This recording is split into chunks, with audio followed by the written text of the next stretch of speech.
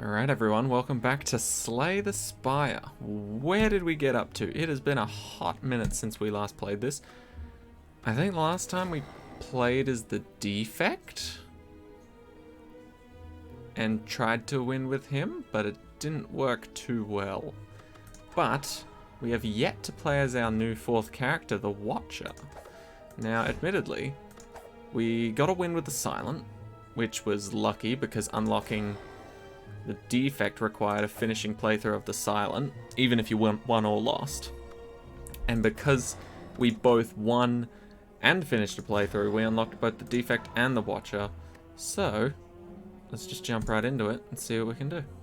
So, if you haven't watched any sort of Slay the Spire gameplay and you've got no idea what is going on and what's happening, I didn't really talk it through the first time I played. So, essentially, you pick one of your characters. This is our character now, the Watcher, and they start off with a relic, which is like a permanent ability that hangs out throughout the entire game, essentially.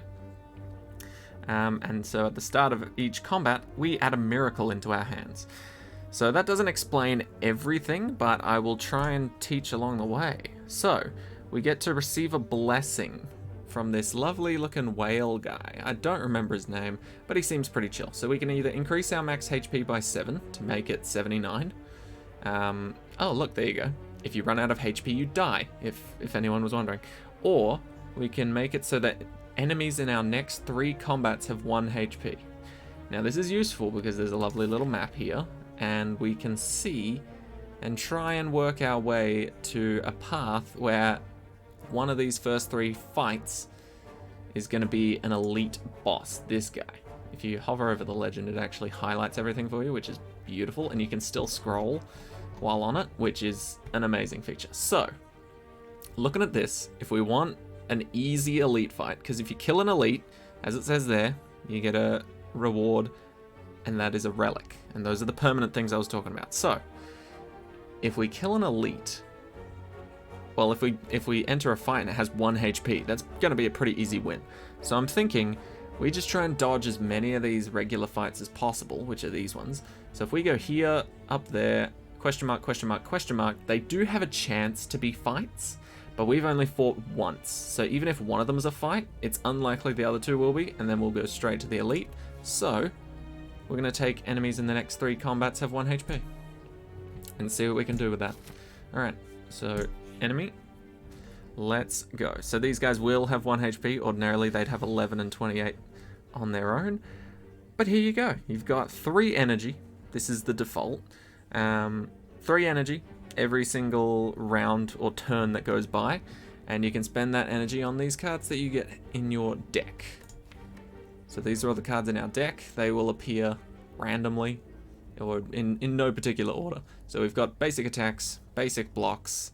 Blocks will just prevent that amount of damage taken for us. God, I can't speak. Essentially, if an enemy's attacking for 5 and we gain 5 block, it cancels it out. We don't lose any health. And then we've got things like Eruption, deal 9 damage, enter Wrath, and then it says right there off to the side, Wrath, in this stance, you deal and receive double attack damage. Which, you know, good for finishing a battle, not good for doing it in the middle of a battle.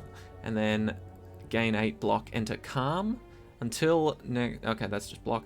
Upon exiting this stance, gain 2 energy. So this character is mainly about all these stance situations. There's nothing really to do with stances in everybody else's sort of deck. So we will strike and we will erupt because both of those deal damage. Stances don't carry over, so we don't have to worry about that.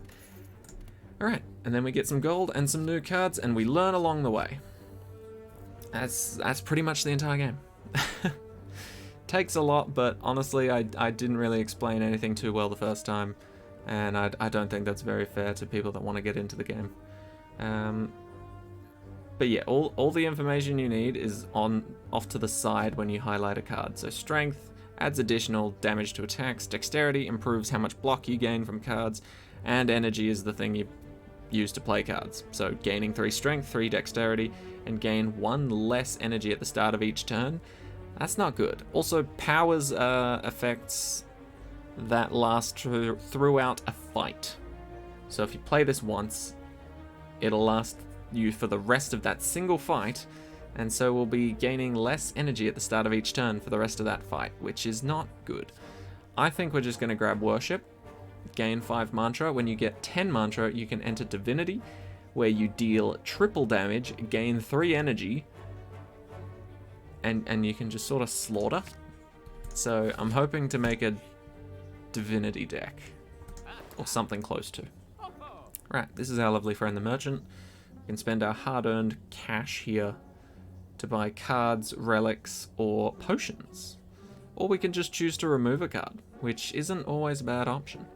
End of your turn, shuffle an Insight into your draw pile.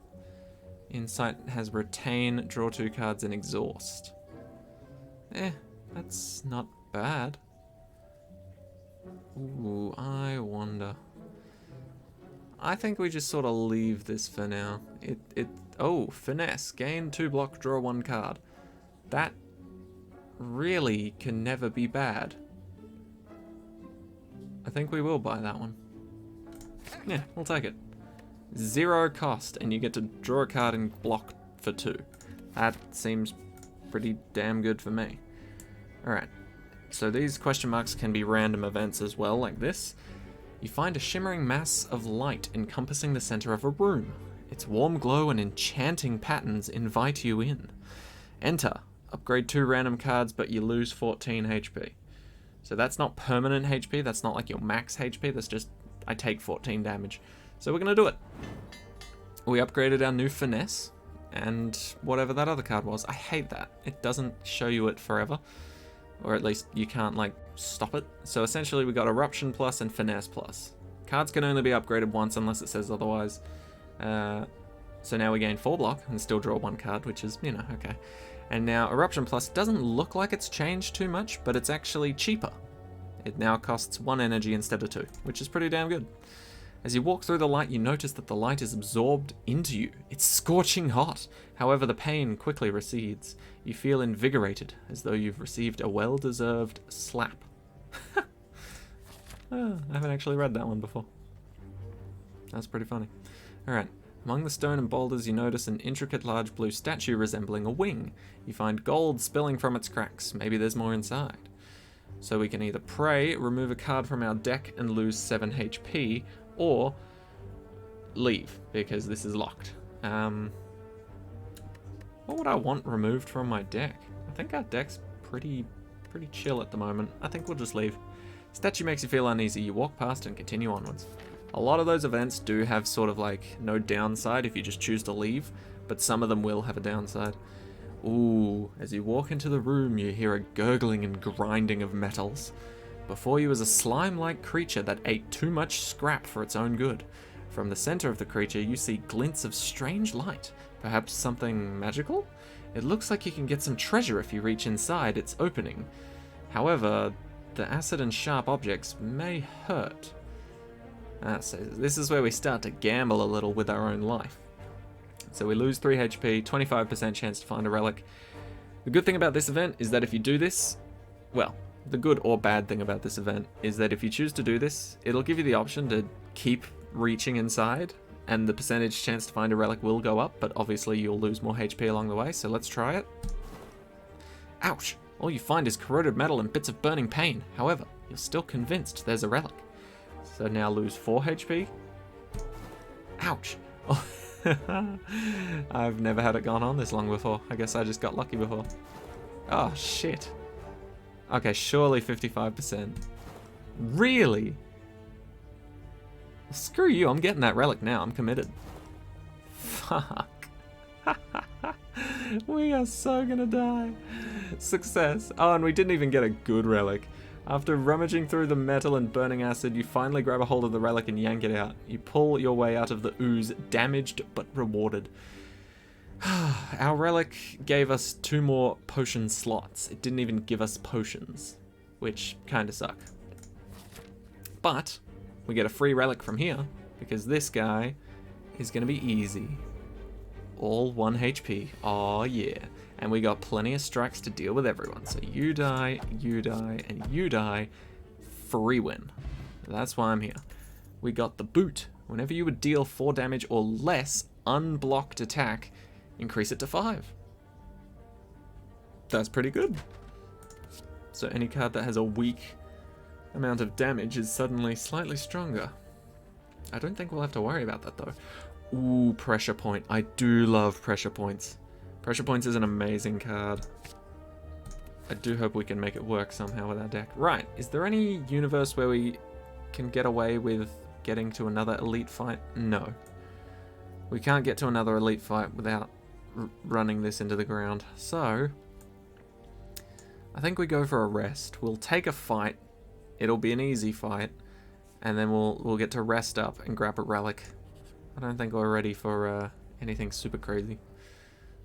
Okay, so slam you into the ground. And Flying Sleeves. Retain. Deal 4 damage twice.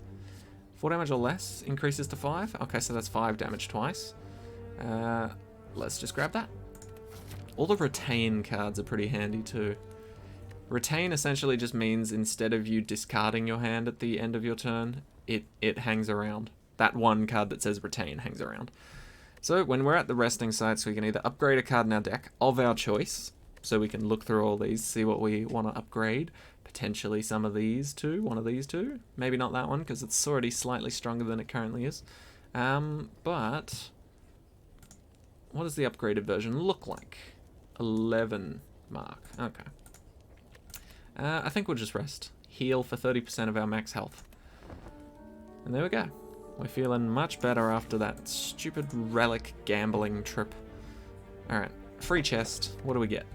24 gold, and enemies in elite combats have 25% less HP. That sounds amazing. We'll take it. I feel like it's always, you should go question marks over enemies. As you make your way down a long corridor, you see a banana, a donut, and a box floating. No. Upon closer inspection, they are tied from the ceiling with strings. They are tied to strings coming from holes in the ceiling. There is a quiet cackling from above as you approach the objects. What do you do? Heal for more. Get max HP, which also heals for the max HP. So if you get plus 5 HP, it gives it both to your current HP and to the max. So you'll get 77 max HP after taking this, but you'll also have 59 HP out of 77, which is quite generous.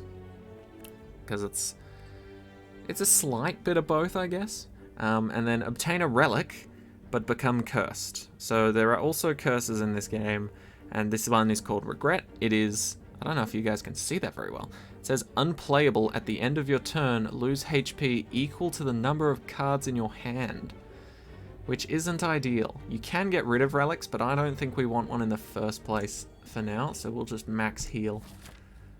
Okay, let's keep it going. Okay, these guys are pretty weak, but this is an official fight now. We're actually getting into one. So we can see what the enemy's planning on doing for their next turn, which is very helpful for us. This enemy intends to use a buff. This one intends to inflict a negative effect upon me, but neither of them are intending to attack. So, if we do this, cast Pressure Point on you, and then I wonder, upon receiving attack damage, rolls up and gains 6 block once per combat. So, if we do that, you will gain block, but... Oh wait, we can just finish you off with this. Well, if neither of them are going to attack, there's really no point in keeping one of them around. Okay. But, yeah, that's about the gist of this game. I think we can erupt and then destroy this guy. 9 damage would put him down to 5 health, plus his 6 block. Dealing double damage with that would put him... Okay, yeah. So if we do this, that'll put him down to 5 plus his 6. We'll enter Wrath to deal double damage and take it, but we will end the fight before we can take any sort of damage at all. Perfect. Ooh, Halt. Gain 3 block. If you are in Wrath, gain 9 additional block. Crushing Joints, deal 8 damage if the last played card this combat was a skill. Apply 1 vulnerable. or apply 8 mark. I love me some pressure points, so let's keep those coming. And I think we might actually go for the elite fight. Ooh. Okay, as we come to a dead end, begin to turn around, walls slam down from the ceiling, trapping you. 3 faces materialize from the walls and speak. Forget what you know, and I'll let you go. I require change to see a new space. If you want to pass me, then you must grow.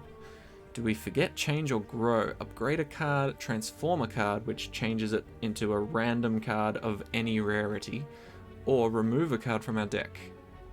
I think we might want to remove a card, honestly. We're getting to the point where if we remove cards, our deck's going to be a bit more consistent, and I like that. So let's remove a card. Let's remove a strike. Because it's pretty basic, it's fine. Satisfied, the walls in front of you merge back into the ceiling, leaving a path forward. Cool.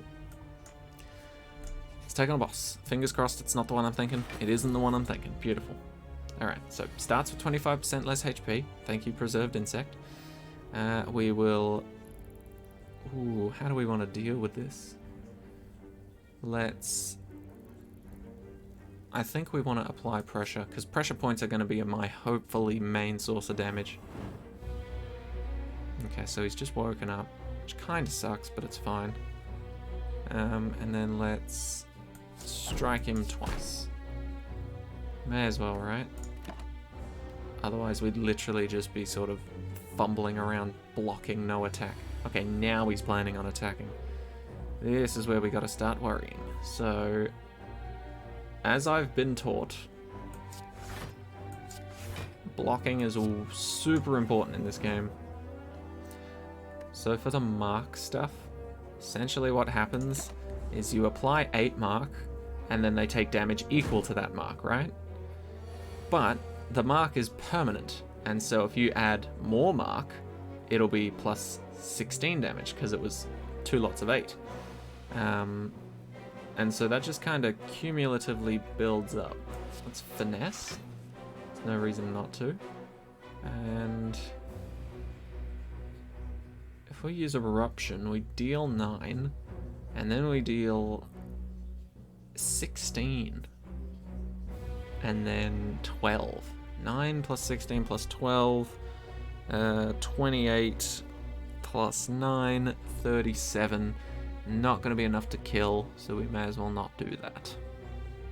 Let's just block this attack and see what happens.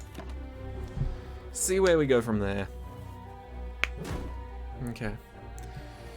There we go. So he's not going to attack us anymore. He's going to inflict a negative effect, so we'll use this opportunity to strike.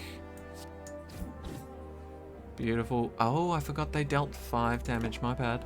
That might have been a bit extra damage, but not enough to make a difference. Alright, so now we've got less strength and less dexterity, but that's fine because we just drew this. Applying another 8 will make that 32. Indeed. Alright. Ooh, that's a pretty good relic. Every time you play 3 attacks in a single turn, gain 1 strength. That admittedly only lasts for that game, or that fight, but it's pretty good. Fear no evil, deal 8 damage if enemy intends to attack, enter calm. Swivel, gain 8 block, the next attack you play costs 0. You know we're going to get those pressure points back. I just want to throw them about as much as possible, because they are so good. Alright, I want to defend, strike you to trigger that stupid block, but I'll put a mark on you. Because that's not going to finish you off, so it's not going to make a huge difference if I apply that mark now or 10 years from now, right? But if I put it on you, I can start to build that up. That guy loves to steal money when he attacks, which is a bit of a pain, but it's fine. I think we Flying Sleeves. Ooh, or do we?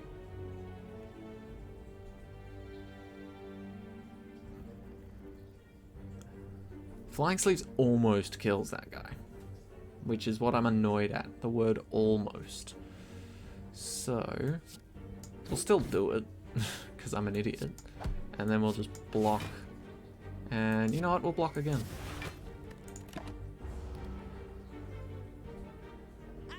That's actually our miracle. I forgot to mention that. The miracle that's being put into our hands is literally just a 0 cost card that gives you 1 energy. And it also hangs around in your hand if you're looking to spam it.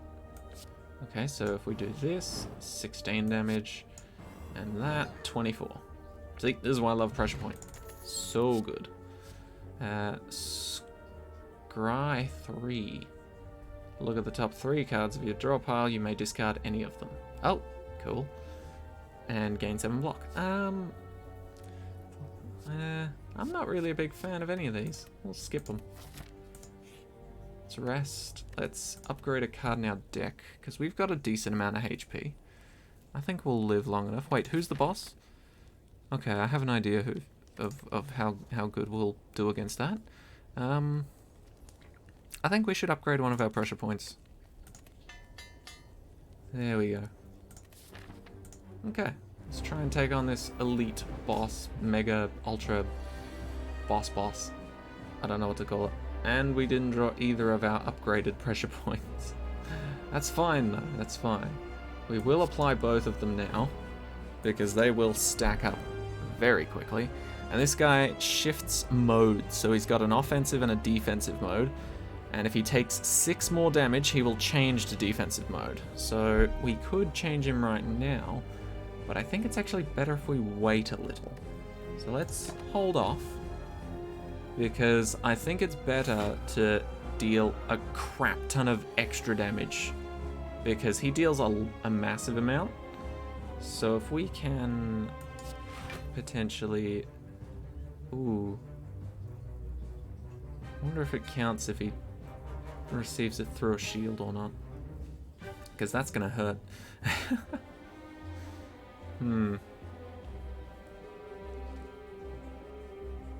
Let's defend twice, cut once. Okay, yeah, that didn't count. Probably because it didn't go through his shield. Alright, we're gonna take a big hit here, but hopefully it'll be worth it. There's our pressure points. Oh, thank you. Okay, well, you're not actually gonna attack now, which kind of sucks, but it's fine. We will do both our pressure points to really maximize how much we mess him up here. Oh, that's a good chunk of health gone. And then none of these really matter because they won't deal any damage, and he's gonna lose the shield at the end of his turn anyway, so we'll just end. We'll hold on to Flying Sleeve so when it actually matters. Okay, so there. He's in his defense mode now. Whenever you play an attack, take 3 damage. That's for me. It's not for him. So if I attack him with this, I'll take 3 damage, but he'll take 10. So if we block and then do it, we save ourselves a bit of health. And then we'll block again to save us from the 9 attack. But yeah, we're literally just sort of waiting it out until we can stack more pressure points, because right now he's at 35, right? Plus another 8 is insanely good, 43. Draw another card. Plus another 8 is also insanely good, 51. And then we will defend. And yeah, nah, doing anything else is kind of a waste. Twin Slam. Ouch. The good thing about these big boss fights, like these big ones, is that once you win, like so, the game automatically heals you to full health, and then you start the next little map with a boss at the end. So let's see what our reward is, card-wise. They usually give you a good one. Establishment. Whenever a card is retained, reduce its cost by 1 this combat. That's extremely good, because, for example, our Twin Slash card, or whatever it's called. What's it called? Is it called Twin Slash? Flying Sleeves, not at all. Costs 1. So if we hold on to that for 1 turn after playing this power, it'll cost 0 for the rest of combat. I don't think I have to explain why that's good. Ragnarok. Deal 5 damage to a random enemy 5 times. So 25 damage overall. I wish that was slightly weaker and cost less, That way it would be increased to 5 every time, but it sadly slides just under. And then Brilliance. Deal 12 damage, deals additional damage equal to mantra gained this combat. Intriguing. I'm not sure I want any of these, to be honest. Usually it gives you a good card, but I'm not a big fan of powers because you have to play them first before you get their cool effects. I mean, it sounds dumb, but I prefer relics over powers. Alright, here is the fun part. We get to choose a relic now. Snecko Eye. At the start of your turn, draw 2 additional cards. Start each combat confused. Whenever you draw a card, randomize its cost. Now that might not sound terrible, but confused never goes away, and neither does this Eye's effect. So you'll always draw 2 additional cards, but all of your cards could randomly cost 3, or they could randomly cost 0 energy, and I'm not willing to take that risk. Ectoplasm. Gain energy at the start of your turn. You can no longer gain gold. That doesn't sound great. Or, remove 2 cards from your deck. That is the only one here that doesn't have an immediate downside, so we're going to take that. What do we want to remove? At least we have a choice in this matter. Let's get rid of... you know what? We're not really going for the mantra thing anymore. Let's get rid of you. And let's get rid of you. Because essentially, you're 2 energy to gain 8 block. Because we don't really exit Calm. We only enter it until we enter a different stance. So we'll get rid of you because essentially you're pretty pricey compared to regular defense. So get out of here. Okay, I like it. So we will do 1 fight here, but that will be the end of this episode because if you do 1 fight, that sort of solidifies your choices. Otherwise, you have to go back and make new ones. And I'm not a fan of that. So we're going to go for Question Mark City right in the middle. We'll do 1 of these fights. This guy's a bit of a pain, but it's fine. We can handle him. He's a pain because he negates 3 debuffs, and pressure points counts as a debuff. So if we try to apply it, he just says, no, fuck off. Which isn't really fun. We'll just hit him with a stick instead. Ooh. But so far so good. I do love pressure points. I've never managed to fully get it to work, but hoping this one's the one. So pressure points again, just to get that effect thing out of the way. He'll run out of them and we'll be able to hit him at one point with it. But sadly it's just going to take a little bit longer than we'd like. Ooh, we almost had Shuriken ready. Ooh, we're frail. We gain less block. That's fine. Who said we need to block? So that's our last one we need to remove. And then pressure points. Pressure points is so good because it ignores shields. So now we will still block even though it's not going to be great for us. What's in our deck? So this is what's remaining for us to finish drawing, and this is what we've already drawn, so we won't be getting back until we draw the rest of these, and then it'll shuffle back into the deck. So we'll end there. We're going to take a lot of damage here. 17? That hurts, but it looks like we win, because we just apply this, we ignore his shield, and he's gone. Perfect. Ooh, Ambrosia. Enter Divinity stance. Hello. I didn't realize that was a thing. Cool. Sash Whip. Deal 8 damage if the last card played this combat was an attack, apply 1 weak. Deal 7 damage if the last card played this combat was an attack, gain energy. Follow-up, that makes sense. Deal 9 damage, exit your stance. Oh, now we get that. Okay, no, we're going to skip those. Alright, but that's going to do it for this one. I'm incredibly sorry for not explaining how this game works up until now, but I hope that's helped some of you sort of figure this game out a bit. And I think we've experienced each of these at least once. The unknown ones are a bunch of random events, so can't experience all of those in the first little map area, but we've got a hell of a fight ahead of us because this guy is a pain in the ass. If we can get to him, hopefully we win. Anyway, that's going to be all for this one. So thank you all so much for watching, and I will see you in the next one where we will continue trying to kick some ass as the Watcher. Take care, everyone.